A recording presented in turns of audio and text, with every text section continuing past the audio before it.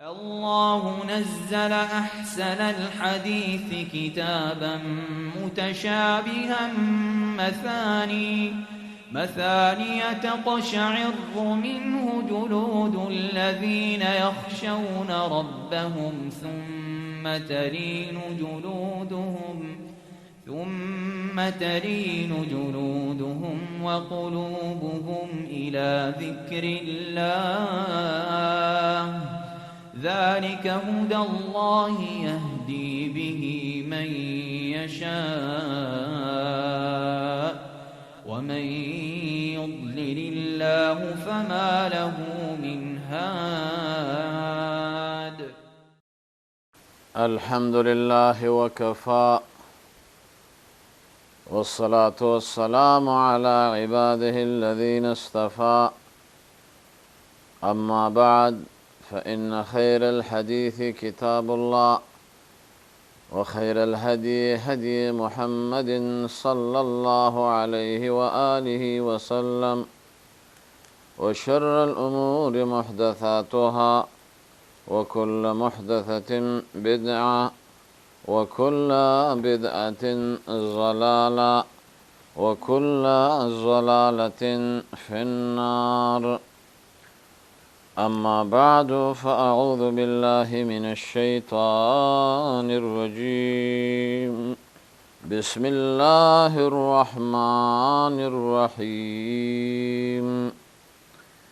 والمرسلات عرفا فالعاصفات عصفا والناشرات نشرا فالفارقات فرقا فالملقيات ذكرا عذرا أو نذرا إنما توعدون لواقع.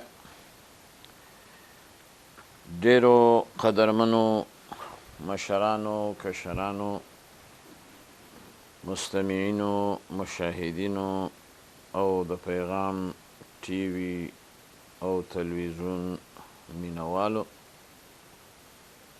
السلام علیکم ورحمة الله وبرکاته. زمونږ او ستاسو د نن موضوع ده حیض او نفاس، چې دا هغه دوه قسمه وینې دي چې په طبیعي طور سره د زنانو نه خارجیږي او بهیږي.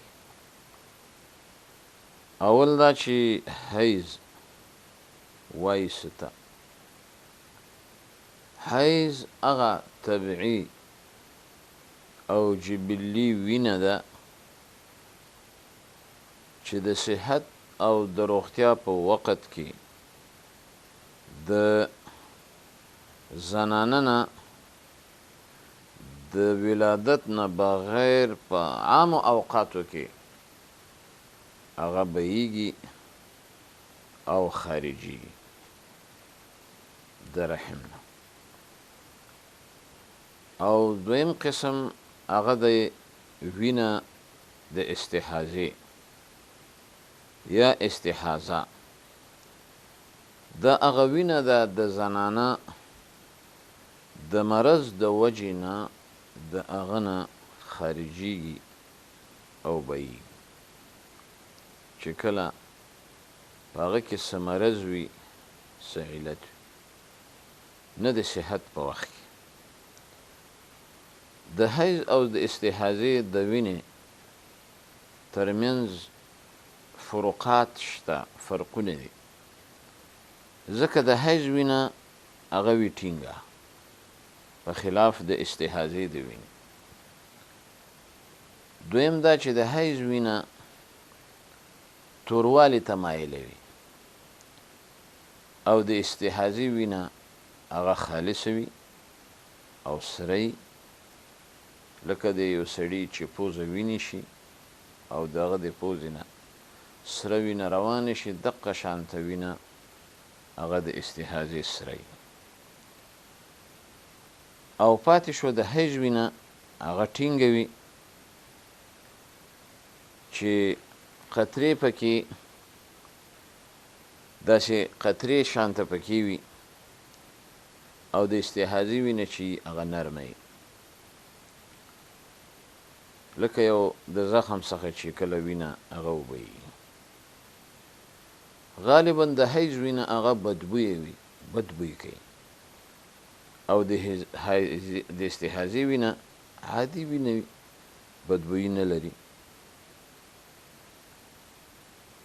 او پاتې شو دا خبره چې کله استحاضه ښځه یا حیضه ښځه چې حیضه کله زنانه د حیض په حالت کې وي نو جما په دې وخت کې دی نشي کولی، دغه شانته په دې وخت کې طلاق نشي ورکېدلی، دغه شانته په دې وخت کې لمونځ نشي کولی، د بیت الله نه طواف نشي کولی، د قرآن کریم تلاوت نشي کولی، په جومات کې درنګ نشي تیرولی او پاتې کېدلی.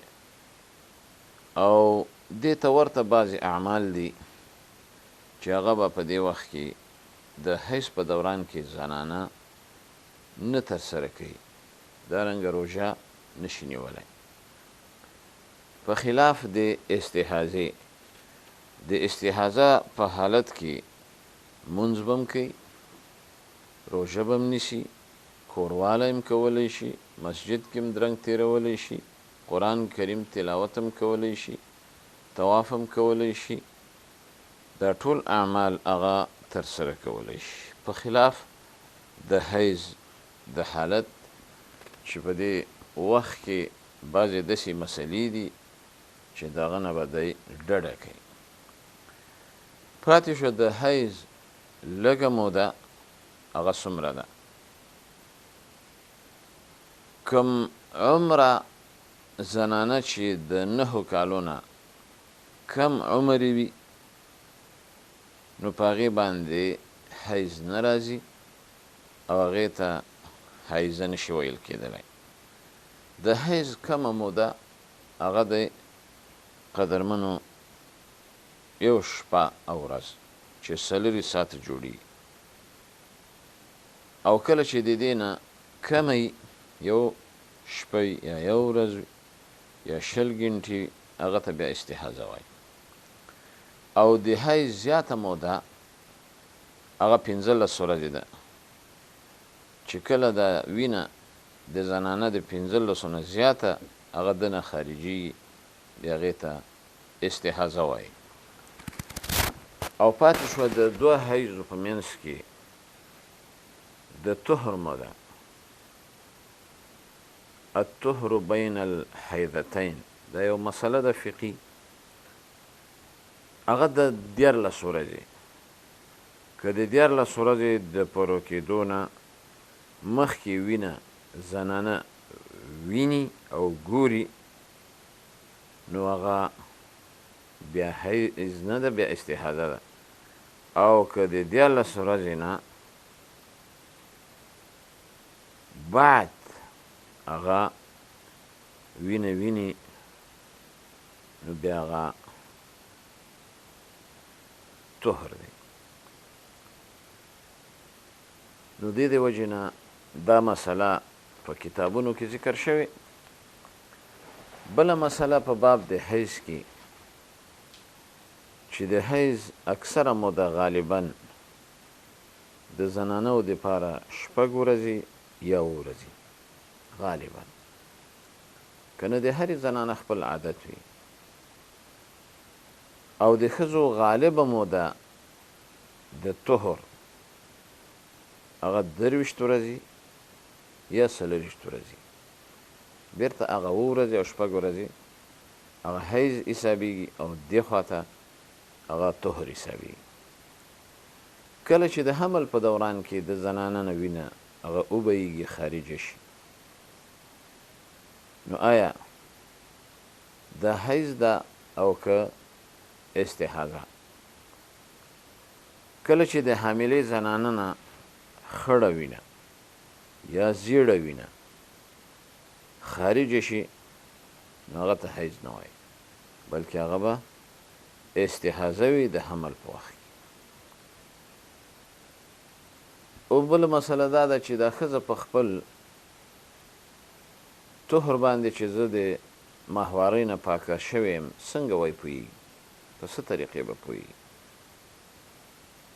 هغه دا دی ورونو ښځې په دوه قسمه دي په دې باب کې. هغه دا دی چې په سریښناکه او سپینو اوبو په وتلو سره هغه چې کله طهر وي نو دا به ترې بهیږي. دا یې ولیده بس ته پاکه شوې د ماهوارۍ نه، سپینې اوبو او یا سریښناکه اوبو هغه ترې وتلي. دویم د شرمګاه په وچېدلو سره چې کله وینه بنده شي بس دا پاکه شو د ماهوارۍ نه. بله مسله هغه دا ده هغه سریښناکه اوبو او یا سپین رنګه چې هغه ټینګې اوبه دي د ښځې د شرمګاه نه چې وځي نو په دې وخت کې اودسې ماتېږي او که نه ماتېږي. دا یو مسله ده. که چېرته د دې ښځې نه چې کومې اوبه شفافې تکې سپینې رنګي او سریښناکې نو هغه پاکې دي، په دې باندې اودس نه ماتېږي. که چېرته دغه اوبه خړ وي، رنګ یې خړ وي یا رنګ یې زیړ وي نو بیا هغه اوبه پلیتې دي او په دې ټولو سره اودس هغه بیا ماتېږي. او که په دوامدار توګه دا د دې نه بهیږي نو ته په دې پوه شه چې دا نه حیض دی نه بل څه دی بلکې دا استحاضه ده او د هر لمونځ دپاره به دی اودس کوي. پاتې شو دا مسله چې کله زنانه هغه زنانه چې د حیض ورځې معلومې وي او بیا د حیض د ورځې د پوره کېدو نه مخکې دی پاکه شي نو د دې به څه صورتحال وي؟ نو کله وایي چې وینه بنده سي د زنانه او طهر یې ولیده چې یاره زه پاکه شوم نو دا زنانه بیا پاکه ځکه ماهواري هغه نشته. اگر که د دغه زنانه د عادت د ورځې پوره کېدل پکې نشته خو چې وینه بنده ده او په ظاهره کې وینه نه لیدل کېږي او د دې د عادت خلاف راغله دا خبره نو دا بیا پاکه حسابېږي، لمونځ به هم کوي او روژه به هم نیسي او د خپل خاوند سره کوروالی هم کولی شي. بله مسله هغه دا ده کله چې د خپلې معلومې مودې نه دغه زنانه د حیض نه مخکې کېدل او یا وروسته کېدل د دې بیا څه صورتحال هغه دا ده چې هغه وینه چې د حیض صفت پکې وي نو هغه حیض دی، توره وینه، کلکه وینه، بدبویه وینه، که په هر وخت وي لیکن په دې شرط چې د دواړو وینو په منځ کې د 14 ورځو نه زیاتې هغه وي چې د طهر لږه موده ده دا مخکې موږ ذکر کړه او که د هغې نه کمې وي نو بیا هغه مرض دی، هغه بیا حیض نه بلل کېږي. پاتې شو بله دا خبره چې کله چې د حیض وینه د خپل معلوم عادت نه زیاته او یا کمه شي او دا کېدلی شي د یو ښځې حیض دی 2 ورځې عادتا یا 6 ورځې دا ضروري نه ده چې تر اخره پورې د حیض په همدې حالت وي بلکې هغه د حیض وینه بللی کېږي په دې شرط چې د 15 ورځو نه زیاته نه شي چې دا د حیض اکثره موده ده نو دا حیض بللی کېږي. بله مسله هغه دا ده کله چې د یوې ښځې نه ډېره موده هغه وینه ترې بهیږي خارجي، د مثال په طور یو میاشت او د دې میاشتې نه هم زیات 15 ورځې 40 ورځې، نو د داسې زنانو حالات هغه په 4 قسمه دي، دا یاد ساتئ. یو هغه زنانه چې په هره میاشت کې د حیض وخت او موده او د ورځو شمیر هغه پیژني، نو دغه زنانه به د حیض د ورځو د شمیر او وخت موافق کینی، بیا برابر خبره ده که وینه معلومه وي او که وینه نه وي معلومه. دا یو قسم زنانه ده او حالت ده. دویم قسم زنانه هغه زنانه چې په هره میاشت کې ورته د حیض وخت معلوم وي لیکن د ورځو شمیر ورته معلوم نه وي، نو دغه زنانه به په همغو ورځو کې 6 او یا ورځې کینی، نه به لمونځ کوي نه به روژه نیسي، چې دا د غالبا د حیض اکثره موده ده. دا دویم حالت د زنانه شو. دریم حالت د زنانه هغه زنانه چې د حیض د ورځو حساب ورته معلوم وي لیکن میاشت کې ورته د حیض د راتلو وخت معلوم نه وي، نو هغه به د هر اسلامي هجري میاشت په ابتدا کې د حیض د ورځو په مقدار باندې دی کینی، نه به لمونځ کوي نه به روژه نیسي، چې هغه غالبا 6 ورځې دی یا 7 ورځې، دا به د حیض شمیرلی کېږي او باقي هغه به د استحاضه هغه شمیرلی کېږي. نو ځکه الله سبحانه وتعالی په قرآن کریم کې فرمایي یسألونک عن المحیض قل هو اذى فاعتزلوا النساء فی المحیض. دوی تانه تپوس کوي په باره د حیض کې چې د حیض په وخت کې خپلو بیبیانو سره مونږه نزدېکت کولی شو یا یې وکړو. قل ورته ووایه هو اذى، دا تکلیف دی، دا ګندګي ده. فاعتزلوا النساء، په دې وخت کې به تاسو ښځو ته د حیض په حالت کې راتګ نه کوئ حتی یطهرن، تر دې چې د دوی هغه حیض او ماهواري هغه وینه بنده شي او پاکه شي، او بیا چې کله دوی د حیض نه پاکې شوې وینه یې بنده شوه فأتوهن من حیث امرکم الله، بیا به راتګ کوئ د خپلو بیبیانو ته د هغه طرف نه چې الله تاسو له حکم کړی، ځکه ان الله یحب التوابین ویحب المتطهرین. الله مینه کوي دغه خلکو سره چې هغه د الله سره مینه لري، انابت لري، رجوع کوي، توبه باسي، او هغه خلک چې هغه ځانونه پاکوي او د پلیتۍ نه ځان ساتي او د پاکي خیال باندې سنبال خلک. د دې وجې نه د دې زمانې معاصرو طبیبانو هغوی دا تثبیت کړي چې کوم خاوندان د حیض په حالت کې د خپلو بیبیانو سره نزدېکت کوي، کوروالی کوي، جما کوي، د دې نه ډېر زیات امراض د سړي ته هم پیدا کېږي او زنانه ته هم پیدا کېږي، چې د هغې بیا علماو په خپلو کتابونو کې بلکې معاصرو طبیبانو ډاکټرانو دا تثبیت کړې ده چې دا سبب د هغې د بعضې اندامونو د فلجېدلو ګرځي او په دې کې د بعضې جراثیمو د پیدا کېدلو ګرځي، او دا یو سبب د نفرت او د کرکې په مابین د خاوند او د ښځې کې ګرځي.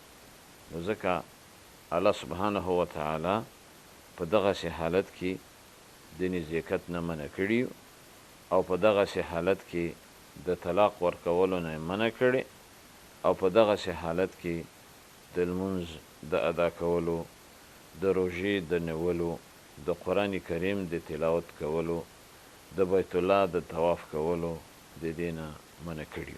که چیرې یو زنانه وي حج ته ځي، حج ته لاړه شي، په هغې باندې حیض راغی، نو د حیض په دوران کې نور ټول اعمال ترسره کولی شي ما سوا د لمونځونو نه او د بیت الله د طواف نه. او کله چې دا د حیض نه پاکه شوه بیا به د طواف قضایي راوړي او د منځونو قضایي پې نشته، صرف د روژو قضایي هغه دا راوړلی شي او په هغې باندې د روژې هغه نیول دي په نورو عامو اوقاتو کې، ځکه په کال کې 10 ورځې روژه ده او لمونځ په ورځ کې 15 ټیمه دی، نو کم از کم چې 7 ورځې د دې حیض وي نو ډېر شی لمونځونه او دا په دې کې د دې لپاره حرج دی او تکلیف د مال او عتاق دی. لا یکلف الله نفسا الا وسعها او فاتقوا الله ما استطعتم.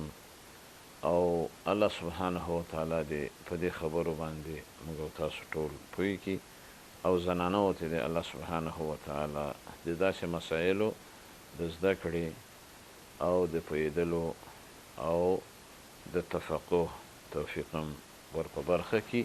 تر بلې حلقې پورې په لوی الله جل شانه سپارم.